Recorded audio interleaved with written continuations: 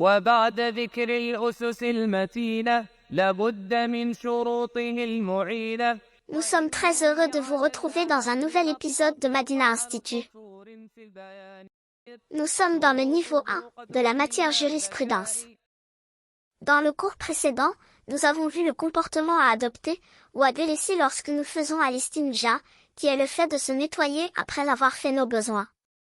Dans ce cours, nous allons voir la description des ablutions, avec des références du Coran et de la Sunna. Mais qu'est-ce que cela signifie vraiment? Les ablutions sont des rites de purification qui se font avant la prière.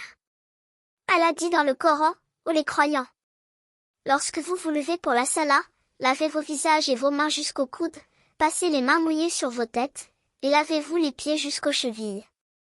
Un jour le prophète, paix sur lui, a demandé qu'on lui apporte de l'eau.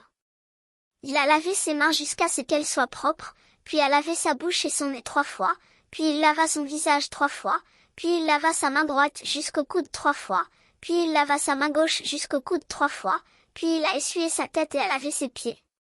Avant de voir les étapes à suivre, il faut savoir que le croyant ne doit pas gaspiller l'eau lors de ses ablutions, car le prophète, paix sur lui, effectuait ses ablutions avec une petite quantité d'eau dans un récipient, équivalente à une poignée de 2 mains jointes.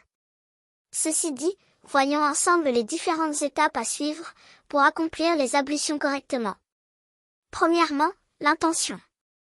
Avant de commencer, il est important d'avoir l'intention de se purifier. En effet, le prophète a dit, les actes ne valent que par l'intention. Cette intention ne doit pas être formulée à haute voix, mais sa place est dans le cœur. Deuxièmement, dire Bismillah. Au nom d'Allah.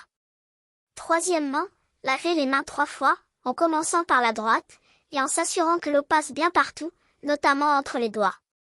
Quatrièmement, rincer la bouche 3 fois. En prenant de l'eau dans la main droite et en mélangeant l'eau dans la bouche avant de la rejeter. Il convient que la personne utilise le siwak au moment de laver la bouche. En effet, le prophète, que la prière d'Allah et son salut soient sur lui, a dit, si je ne craignais pas de mettre ma communauté dans la gêne, je leur aurais ordonné le siwak à chaque ablution. Cinquièmement, laver le nez 3 fois, en s'assurant que l'eau pénètre bien à l'intérieur et en ressorte. Le prophète, paix et bénédiction d'Allah sur lui, avait l'habitude d'aspirer l'eau de sa main droite et de la rejeter vers sa main gauche. Sixièmement, laver le visage 3 fois, en prenant de l'eau dans les 2 mains, de la racine des cheveux jusqu'au menton, et d'une oreille à l'autre. Septièmement, laver les avant-bras 3 fois, en commençant par le droit. La main doit être lavée en passant l'eau entre les doigts à chaque passage et remonter jusqu'au coude. Huitièmement, essuyer la tête, en passant les 2 mains humides sur la tête.